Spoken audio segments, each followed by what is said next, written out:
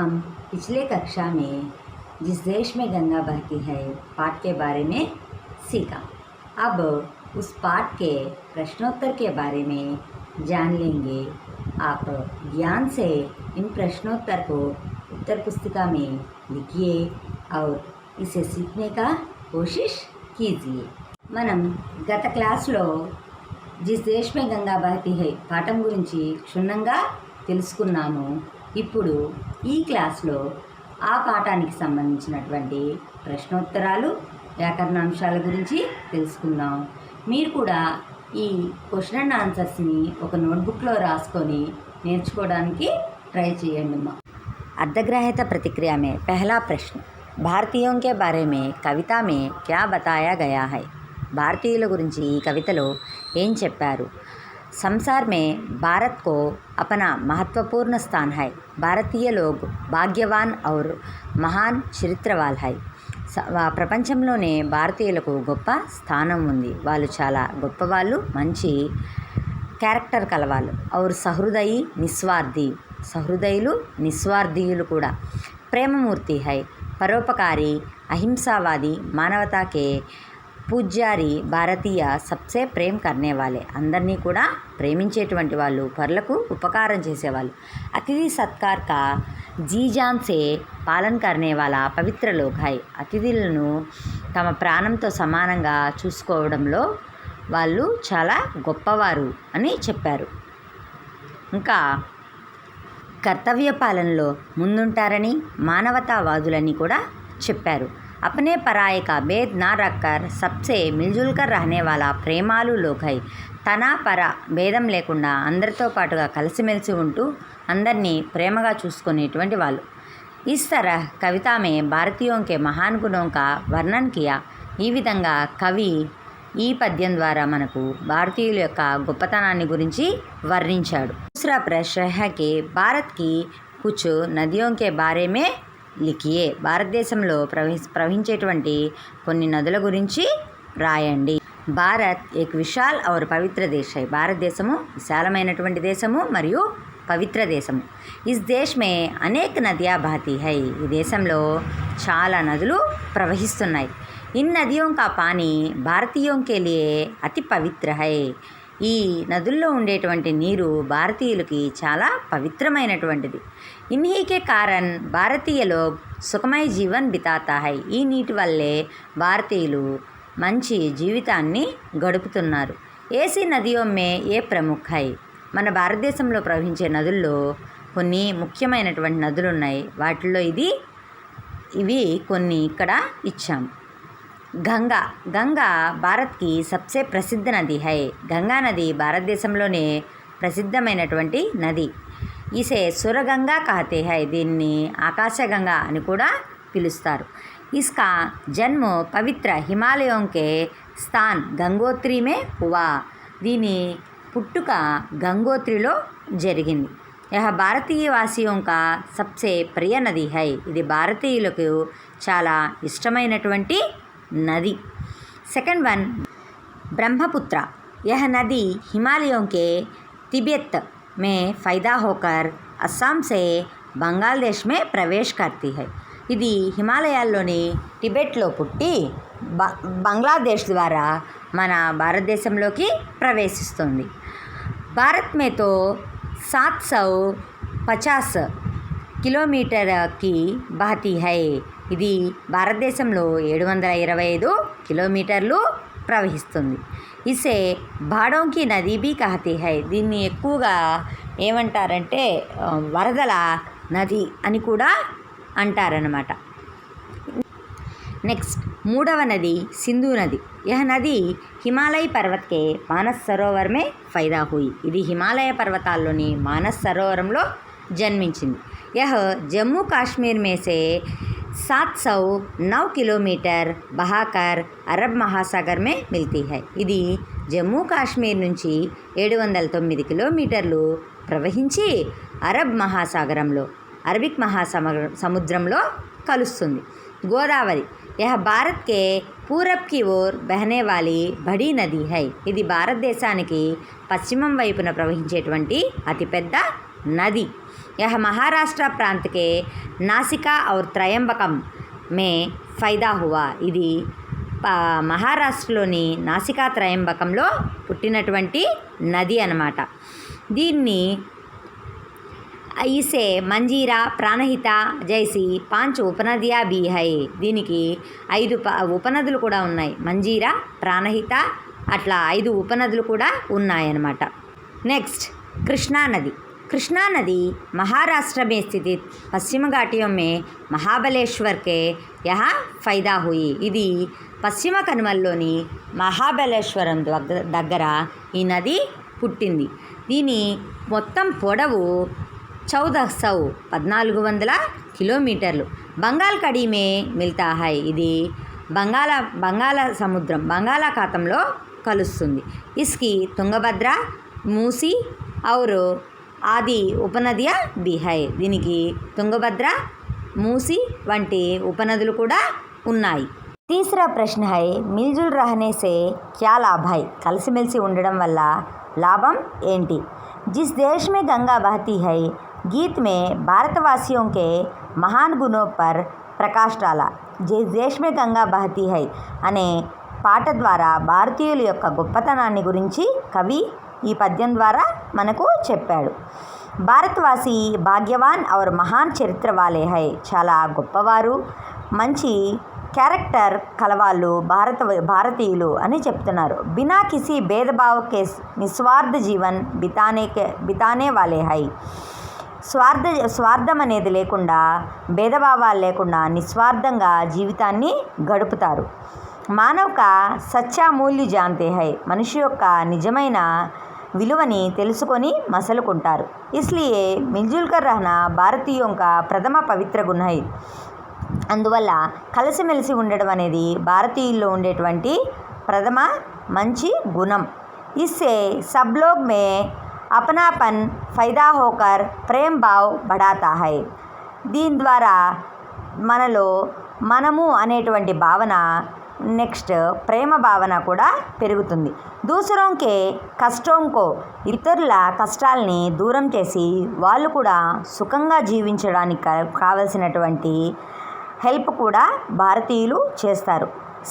సబ్కి బలాయి చాతే high. అందరి మంచిని కోరుకుంటారు. బలాయి అంటే మంచి, అందరి మంచిని కోరుకుంటారు. బినా కిసి వైమనస్య సే మానవతా కా పుజారీ బనాతే హై. ఎటువంటి మనస్పర్ధలు లేకుండా మానవత్వంతో ఉంటారు. హమ్ సబ్ ఏక్ హై, హమారా భారత్ ఏక్ హై కి భావన బని రాతి హై. మనమందరం ఒకటే, మన భారతదేశం కూడా మనందరికీ ఒకటే దేశము, మనందరి దేశము భారతదేశం అనేటువంటి భావనలతో వీరు జీవిస్తారు. చౌథా ప్రశ్న అపనే మెహమాన్ కే సాత్ కైసా వ్యవహార్ కర్తే హై. మనం మన అతిథులతోటి ఎలా వ్యవహరించాలి. మెహమాన్ కా అర్థ హై అతిథి.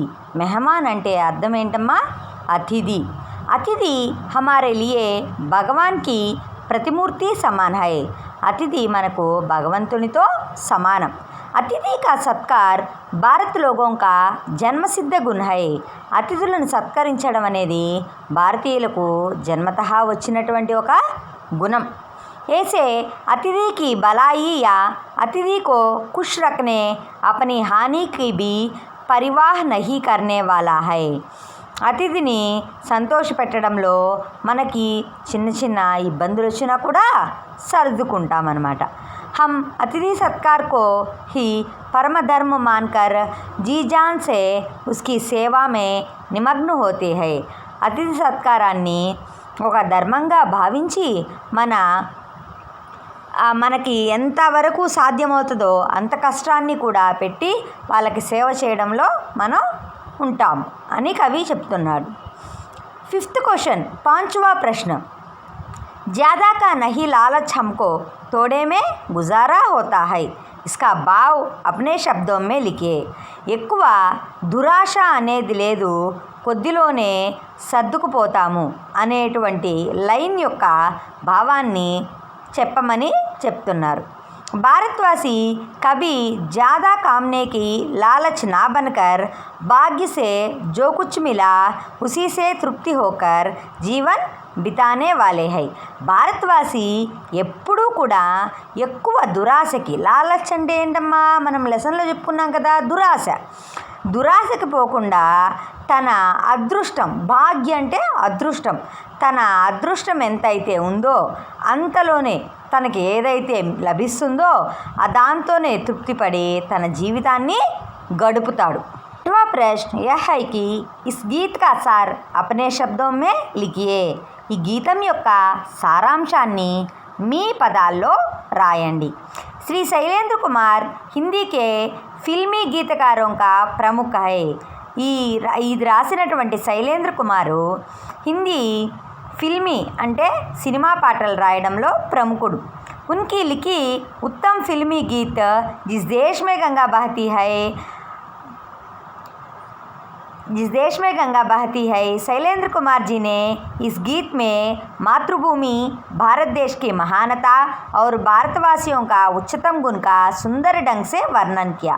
చాలా చక్కగా అందంగా భారతీయుల యొక్క స్వభావాన్ని, నెక్స్ట్ భారతదేశం యొక్క గొప్పతనాన్ని గురించి ఈ పద్యం ద్వారా, ఈ గీతం ద్వారా వివరించడం జరిగింది.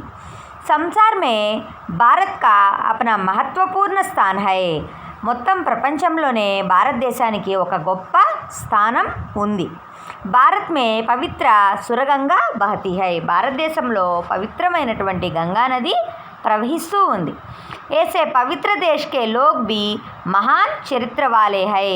ఇటువంటి పవిత్రమైనటువంటి గంగానది ప్రవహించేటువంటి ఈ పవిత్ర దేశంలో నివసించే ప్రజలందరూ కూడా మహాన్ చరిత్ర వాలే. చరిత్ర అంటే ఇక్కడ క్యారెక్టర్, గొప్ప క్యారెక్టర్ కలిగిన వాళ్ళుగా ఉంటారు. ఉన్కే దిల్ పవిత్ర ఔర్ నిర్మల్ హై. వాళ్ళ యొక్క మనసు పవిత్రంగాను మరియు నిర్మలంగాను ఉంటుంది. ఉన్కే హోంఠోం సే సదా సత్య ఆతా హై.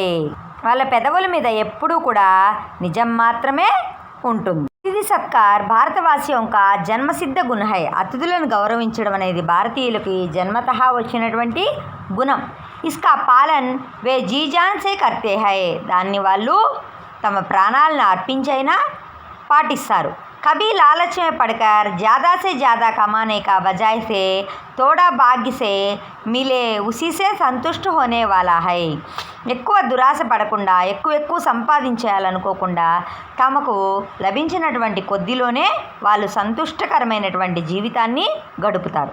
భూమాతా भी ऐसी भारत संतान को आशीर्वाद देकर सब कुछ सहकर मदद करती है.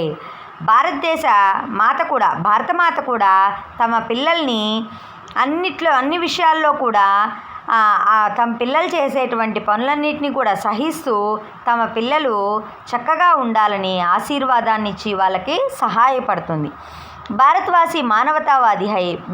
భారతీయులందరూ కూడా మానవత్వాన్ని పాటించేటువంటి వారు. విశ్వకే హర్ ఏక్ వ్యక్తి కా మహత్వ ఖూబ్ జాన్తే హై. ప్రతి ఒక్క మనిషిని కూడా వారికి ఇవ్వవలసినటువంటి గౌరవాన్ని ఖచ్చితంగా ఇస్తారు. చాహే కితనే భీ భేదభావ్ రహే సబ్ మిల్కర్ ప్రేమ్ సే రహనా వే అప్నా ధర్మ మనాతే హై. ఎటువంటి భేదభావాలున్నా కూడా అందరూ కలిసిమెలిసి ఇతరులకు ప్రేమను అందించడం వల్ల ధర్మమని అనుకుంటారు. వే పరాయే విదేశీ లోగోం కో భీ అప్నానే వాలా హై. విదేశీయులను కూడా మనవారిగా భావించి మనలో కలుపుకోగలిగిన గొప్ప మనస్తత్వం గలవారు భారతీయులు. అపనీ స్వార్థీ సిద్ధికే లియే జీవన్ బితానే వాలా నహీ. తన స్వార్థం కోసం జీవించడు. ఇన్కే ఇతనే ఉత్తమ గుణవాలే కా సంసార్ భర్ మే ఆదరణీయ స్థాన్ హై. ఇటువంటి ఉత్తమ గుణాలు ఉన్నందువల్ల ప్రపంచం మొత్తం కూడా ఈయన్ని చాలా గౌరవిస్తోంది. యహీ బాత్ ఆజ్ సారే విశ్వ మే ఫైలీ హై.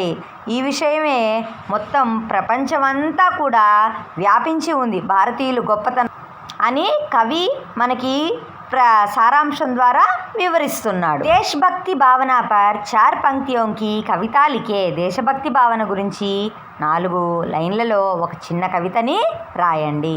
చాహ్ నహీ మై సురబాలా కే గహనోం మే గూందా జాऊं.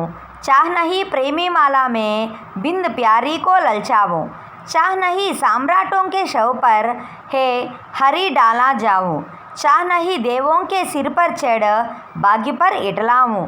मुझे तोड़ लेना वनमाली उस पद पर देना तुम फेंक मातृभूमि पर शीश चढ़ाने जिस पद जावे వీర్ అనేక్. ఇక్కడ దేశభక్తి గీతం అంటే ఒక పువ్వు కోరుకుంటోంది. ఏమని కోరుకుంటుందంటే చాహ్ నహీ మై సురబాలాకే గహనోమ్మే గూందా జాము. నాకు ఈ కోరిక లేదు. ఏ కోరిక అంటే సురబాల అంటే దేవకన్యలు. దేవకన్యల్లో మెడలో ఉండాలన్న కోరిక లేదు. చాహ్ అంటే కోరికమ్మ. చాహ్ నహి అంటే కోరిక లేదు అని. చాహ్ నహి ప్రేమీ మాలామే బింద్ ప్యారీకో లల్చావు. ప్రేమికుల మధ్య ప్రేమికుల యొక్క మెడలో కూడా ఉండాలని నాకు కోరిక లేదు. చాహ్ నహీ సామ్రాటోంకే షౌపర్ హే హరి డాలీ జాము. సామ్రాట్లు అంటే రాజులు సామ్రాట్లు అయినటువంటి వాళ్ళ శవం మీద నన్ను చల్లాలని కూడా నేను కోరుకోవట్లేదు. చాహ్ నహీ దేవోంకో సిర్ పర్ చడ్కర్ భాగ్య పర్ ఎట్లాము. నేను దేవుడి తలపైన చేరి నా అదృష్టాన్ని పంచుకోవాలని కూడా అనుకోవట్లేదు. ముజే తోడ్లేనా వనమాలి, ఓ వనమాలి, ఈ వనాన్ని కాపు కాసేటువంటి వాడా నన్ను తీసుకువెళ్ళు. ఉస్ పద్ పర్ దేనా తుమ్ ఫేంక్. ఆ దారిలో నన్ను పడవేయి. ఏ దారిలో అంటే మాతృభూమికే శీష్ చడ్నే జిస్ పద్ జావే వీర్ అనేక్. మాతృభూమికి తమ ప్రాణాలను అర్పించడానికి వీరులు వెళ్తూ ఉంటారే ఆ దారిలో నన్ను పడవేయి అంటుంది. చూడండి, చిన్న పువ్వు అయినా కూడా తన కోరికని ఎంత చక్కగా చెప్తోందో కదా. ఆ పువ్వు కూడా తన జీవితాన్ని మన దేశానికే అర్పిద్దాం అనుకుంటుంది. మరి ఇంత ఉత్కృష్టమైనటువంటి మానవ జన్మ తీసుకున్నాం కదా, మనం దేశానికి ఇంకెంత సేవ చేయాలో కదా. కాబట్టి దేశానికి ఎప్పుడైనా సేవ చేయడం అనేది మన కర్తవ్యంగా భావించి మనం దేశం కోసం పాటుపడాలి. 8वां प्रश्न है, इस गीत में आपको कौन सी बातें बहुत अच्छी लगी क्यों? ఈ గీతంలో మీకు ఏ పద్యము చాలా బాగా నచ్చింది, ఏ కథనం మీకు బాగా నచ్చింది, ఎందువల్ల నచ్చింది? यह గీత్ భారత్ కి మహానత బతానే వాలే హై. ఈ గీతం మొత్తం కూడా భారతదేశం యొక్క ఔన్నత్యాన్ని గురించి తెలియజేసేది. इसमें భారతవాసియోं के ఉత్తమ గుణం కా ప్రకాష్ డాలా గయా హై. ఇందులో భారతీయుల గురించి కూడా చక్కగా వివరించడం జరిగింది. इसमें ఇన్సానియత్ మిల్జుల్ కర్ రహనా ఆది ముజే బహుత్ అచ్చా లగా. కలిసిమెలిసి ఉండడం అనేది చాలా నచ్చిందనమాట. क्योंकि विश्व में अनेक देश है, उन देशों में रहने वाले अनेक गुणों के लोग, लेकिन भारतवासी सबसे श्रेष्ठ है. విశ్వంలో ప్రపంచం మొత్తంలో చాలా దేశాలు ఉన్నాయి, కానీ అన్ని దేశాలతో పోలిస్తే మన భారతదేశంలో నివసించేటువంటి వాళ్ళ గుణాలు చాలా ఉన్నాయన్నమాట. లేకిన్ భారతవాసి సబ్సే శ్రేష్ఠ హై. కానీ భారతీయులు అందరికంటే కూడా ఉత్తమమైనటువంటి వారు. మానవతాకే పూజారి హై భారతవాసి. మానవత్వాన్ని గురించి చాటి చెప్పే వాళ్ళే భారతీయులు. భారతవాసి ముక్తి పర్ శ్రద్ధ రఖనే వాలి సచ్చరిత్ర వ్యక్తి హై. సచ్చరిత్ర అంటే మంచి క్యారెక్టర్ కలిగినటువంటి వ్యక్తులు ఎవరంటే భారతీయులు. వే జాన్తే హై కి విశ్వ కే సబ్ మానవ బినా కిసి భేదభావ్ కా సమాన్ హై. इसलिए सब पर మానవతా దికానా ఇంకా ఉత్తమ గుణ హై. అందరినీ కూడా భేదభావాలు అనేటివి లేకుండా అందరి మీద మానవత్వం చూపించేటువంటి ఏకైక వ్యక్తులు ఎవరంటే మన భారత్. इसी कारण सबको समानता और समता की दृष्टि से देखते हैं. ఇంకా అందరినీ కూడా సమానంగా మరియు సమతా దృష్టితో చూసేటువంటి సమానంగా చూసేటువంటి వ్యక్తులు ఎవరంటే భారతీయులు. మిల్జుల్ కర్ రహనా భారతీయోంకే ఖాస్ గుణ్ హై. కలిసిమెలిసి ఉండడం అనేది భారతీయుల యొక్క శ్వాసలోనే నిండిపోయినటువంటి గుణం. వసుదైవ కుటుంబం పర్ విశ్వాస్ रखने वाले हैं. उनके काम भी उसी आशय के अनुरूप से ही होते हैं. వాళ్ళు చేసేటువంటి పని కూడా ఎలా ఉంటుందంటే వసుదైవ కుటుంబం, అందరం కూడా ఒక తల్లి బిడ్డలమే అనే విధంగా కలిసి ఉండేటువంటి వారు భారతీయులు అని అందువల్ల నాకు ఈ పద్యంలో నచ్చినటువంటిది ఏంటంటే మిల్జుల్ కర్ రహనా అనేటువంటి పోయం నాకు చాలా బాగా నచ్చింది అనేటువంటిది మన అభిప్రాయం. पिछले कक्षा में हमने मुहावरे, शब्दार्थ, उल्टे शब्द के बारे में सीखा. अब हम इस पाठ से संबंधित सरल, संयुक्त, मिश्रित वाक्य के बारे में जानकारी लेंगे. మనం ఈ క్లాస్లో సరళ వాక్యము, సంయుక్త వాక్యము, మిశ్రిత వాక్యాల గురించి క్షుణ్ణంగా తెలుసుకుందాం. छात्र, अब देखिए हम व्याकरणांश के बारे में चर्चा करेंगे. पहले व्याकरणांश में मुहावरे दिया है. इसके बारे में हमने पिछले कक्षा में चर्चा किया और उनका उदाहरण भी मैंने दे दिया ना. अब రచన के आधार पर వాక్య భేద్ వాక్యాన్ని 3 రకాలుగా చెప్తారమ్మా మనం రాసేటువంటి విధానాన్ని బట్టి. అవి ఏంటంటే సరళ వాక్యము, సంయుక్త వాక్యము, మిశ్రిత వాక్యము. సరళ వాక్యము, సంయుక్త వాక్యము, మిశ్రిత వాక్యము. ఈ విధంగా వాక్యాన్ని 3 భాగాలుగా విభజించారన్నమాట. వ్యాకరణ దృష్టి సే వాక్య కితనే భేద్ హై అని అడిగితే ఏం చెప్తారమ్మా? 3 भेद है. वह सरल वाक्य, मिश्रित वाक्य, संयुक्त वाक्य. इसमें पहला देखिए साधारण वाक्य या सरल वाक्य. जिन वाक्य में एक ही क्रिया होती है, ఏ వాక్యంలో అయితే ఒక క్రియ మాత్రమే ఉండాలి, ఒక కర్త మాత్రమే ఉండాలి. సీత, గీత అలా 2 కర్తలు ఉండకూడదు, 2 కర్తలు ఉండకూడదు అనమాట. ఒక కర్త మాత్రమే ఉండాలి. ఆ వాక్యంలో ఒక పని మాత్రమే జరగాలి. అటువంటి వాక్యాన్ని ఏమంటారంటే సాధారణ వాక్య అంటారు. ఉదాహరణకి నౌకర్నే సమయ పర్ కామ్ పూరా కర్ లియా. పనివాడు సమయం లోపలే, టైం లోపలే తన పనిని పూర్తి చేశాడు అని ఉంది కదమ్మా. ఇందులో కర్త నౌకర్, ఒక కర్తే ఉంది. సమయ పర్ కామ్ పూరా కర్ లియా, టైం ప్రకారము పనిని పూర్తి చేశాడు, ఒక కర్మ మాత్రమే ఉంది. అలా కాకుండా ఒకవేళ సీత నాచ్తీ హై ఔర్ సీత గాతీ హై, సీత ఆడుతుంది, డ్యాన్స్ చేస్తుంది, సీత పాడుతుంది. ఇందులో 2 కర్మలు వచ్చాయి కదమ్మా. అలా రాకూడదు. సరళ వాక్యం అంటే ఒక కర్త మాత్రమే ఉండాలి, పైగా ఒక కర్మ మాత్రమే ఉండాలి. అటువంటి వాక్యాన్ని ఏమంటారంటే సరళ వాక్యం అని అంటారు. नेक्स्ट सेकंड वन संयुक्त वाक्य. जिस वाक्य में 2 या 2 से अधिक उपवाक्य मिल हो परंतु सभी वाक्य प्रधान हो तो ऐसे वाक्य को संयुक्त वाक्य कहते हैं. ఈ వాక్యంలో మనకు 2 లేదా అంతకంటే ఎక్కువ వాక్యాలు కలిసి ఉంటాయి, కానీ 2 ఎలా ఉంటాయంటే ప్రధాన క్రియలుగానే ఉంటాయి. అటువంటి వాక్యాలని ఏమంటారంటే సంయుక్త వాక్యాలు అంటారు. ఉదాహరణకి వహ సుబహ్ గయా ఔర్ శ్యామ్ కో లౌట్ ఆయా. అతను పొద్దుట వెళ్ళాడు మరియు సాయంత్రం తిరిగి వచ్చాడు. పొద్దుట వెళ్ళడము అనేది ఇంపార్టెంటే, ఈవినింగ్ తిరిగి రావడం అనేది కూడా జరిగినటువంటి క్రియ. 2 క్రియలు జరిగాయి. ఇందాక సరళ వాక్యంలో మాత్రం ఒక క్రియనే జరిగింది. కాబట్టి 2 క్రియలు ఉన్నాయి కదమ్మా. ఈ 2 క్రియలు కలిసి ఉన్నాయి కాబట్టి దీన్ని ఏమంటారంటే సంయుక్త వాక్యం అంటారు. సంయుక్త వాక్యానికి 2 వాక్యాలకి మధ్యలో ఇటువంటి పదాలని వాడతారు. ఔర్, యా, వా, అథవా, ఇస్లియే, పరంతు, లేకిన్ ఇటువంటివి వాడతారన్నమాట. ఆప్ టీ పీతీ హై యా కాఫీ, మీరు టీ తాగుతారా లేదా కాఫీ తాగుతారా అని అడగడానికి రెండిటికి ఇంపార్టెన్స్ ఉంది కదమ్మా.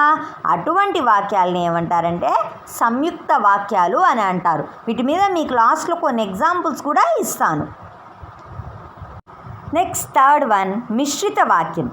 ఇందులో అధిక వాక్యాలు కలిసి ఉంటాయి, కానీ ఒక వాక్యం యొక్క క్రియ ప్రధానంగా జరిగేది ఉంటే ఇంకొక వాక్యం యొక్క క్రియ ఆ ప్రధాన క్రియ మీద ఆధారపడి ఉంటుందన్నమాట. ఒకవేళ ఈ ప్రధాన క్రియ జరగకపోతే ఆ గౌణ క్రియ అనేది కూడా జరగదన్నమాట. అటువంటిది ఆశ్రితం అయి ఉంటుందన్నమాట. ఉపవాక్యం ఉంటుంది. ఒకటేమంటే వాక్యం ఉంటుంది, రెండోది ఉపవాక్యం ఉంటుంది. ఆ ఉపవాక్యం కూడా ఎలా ఉంటుంది? ఈ ప్రధాన క్రియ మీద ఆధారపడి ఉంటుందన్నమాట. ఉదాహరణకు చూడండి, సఫల్ వహీ హోతా హై జో పరిశ్రమ కర్తా హై. ఇతను మాత్రమే సక్సెస్ అవుతాడు ఎవరైతే కష్టపడతాడో. అక్కడ ఆ కష్టపడడం అనేది ప్రధాన క్రియ. ఆ కష్టపడడం మీదే ఇతను సక్సెస్ కానీ లేదా సక్సెస్ కాకపోవడం కానీ ఆధారపడి ఉంది కదా. కాబట్టి ఈ మొదటి వాక్యము ఆ రెండో వాక్యానికి ఏమవుతుందంటే ఆశ్రిత వాక్యం అవుతుంది. దీని మీద ఇది ఆధారపడి ఉంటుంది. ఇంకొకటి ఏంటంటే వహ్ మోహన్ హై జో హస్ రహా హై. అతను మోహన్, ఎవరైతే నవ్వుతున్నాడో అతను మోహన్. అక్కడ నవ్వడం అనేది, అక్కడ అందరు నిలబడి ఉంటారు. ఎవరు మోహన్ అంటే అదో అక్కడ ఎవరైతే నవ్వుతున్నాడో అతను మోహన్ అంటాం. సో ఆ నవ్వడం అనేటువంటి క్రియ ఏమైందంటే ప్రధాన క్రియ అయింది. ఇతను మోహన్ అని చెప్పేటువంటి వాక్యం ఏంటంటే దానికి ఆశ్రిత వాక్యమైంది. దాని మీద ఇది ఆధారపడి ఉంది. అలా ఒక వాక్యం మీద ఇంకొక వాక్యం ఆధారపడి ఉండదాన్ని మిశ్రిత వాక్యం అని అంటారు. మనం సంయుక్త వాక్యాన్ని జోడించడానికి ఔరు, వా, అథవా ఇటువంటి పదాలు వాడాం కదా. అలాగే మిశ్రిత వాక్యానికి ముందు మధ్యలో కొన్ని పదాలు వాడతాం. జైసా, వైసా, జో, సో, జిస్కి, ఉస్కి, జహా, వహా, జబ్, తబ్ ఇటువంటి పదాలు కొన్నిటిని జోడిస్తామన్నమాట. అలా జోడించినటువంటి వాక్యాలను ఏమంటారంటే మిశ్రిత వాక్యాలు అంటారు. మెయిన్ రెండు కంటే కూడా అధికంగా వాక్యాలు ఉండాలి. ఒక వాక్యం మీద ఇంకొక వాక్యం ఆధారపడి ఉండాలి. ఇక్కడ మనకు కొన్ని ఉదాహరణలు ఇచ్చారు. వాక్యాన్ని గుర్తుపట్టమన్నారు. చూడండి మనోజ్ ఘర్ ఆతే హీ మ్యాచ్ దేఖ్నే లగా. మనోజ్ ఇంటికి వచ్చి మ్యాచ్ చూస్తున్నాడు. ఇది సరళ వాక్యం, ఒక పనే జరిగింది కాబట్టి.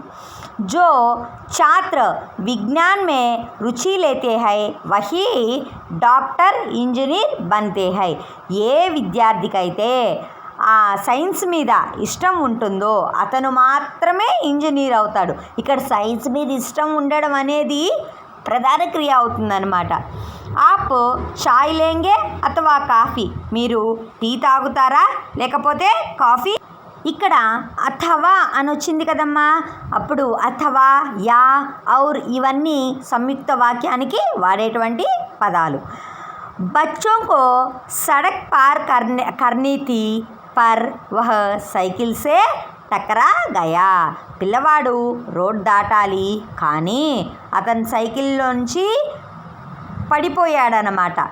సో ఈ వాక్యం దాటాలి కానీ అని వచ్చింది కదమ్మా. అప్పుడు అది సంయుక్త వాక్యం అవుతుందన్నమాట.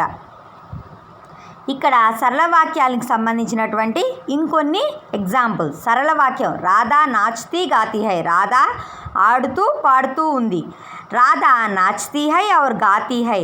రాధా నాట్యం చేస్తుంది మరియు పాడుతుంది. జో నాచ్తీ గాతీ హై వహ రాధా హై. ఎవరైతే నాట్యం చేస్తూ పాడుతున్నారో ఆమె రాధా. ఇక్కడ 3 వాక్యాలకి సంబంధించిన ఎగ్జాంపుల్స్ ఈ విధంగా ఇచ్చారు. ఇలాగే ఇంకొన్ని ఎగ్జాంపుల్స్ కూడా ఉన్నాయి. వాటిని కూడా ఒకసారి గమనించండి అమ్మా. సెకండ్ ఎగ్జాంపుల్, మోహన్ హస్కర్ బోలా. మోహన్ నవ్వుతూ మాట్లాడుతున్నాడు. అది సరళ వాక్యం. సంయుక్త వాక్యం మోహన్ హసా ఔర్ బోలా. మోహన్ నవ్వాడు మరియు మాట్లాడాడు. మిశ్ర వాక్యం వహ్ మోహన్ హై జో హస్కర్ బోలా. ఎవరైతే నవ్వుతూ మాట్లాడుతూ ఉన్నాడో అతనే మోహన్ అని చెప్తున్నాడు. ఇక్కడ 3 రకాలు వచ్చాయి. ఇంకా కొన్ని ఎగ్జాంపుల్స్ ఉన్నాయి, అవి కూడా మీరు గమనించండి.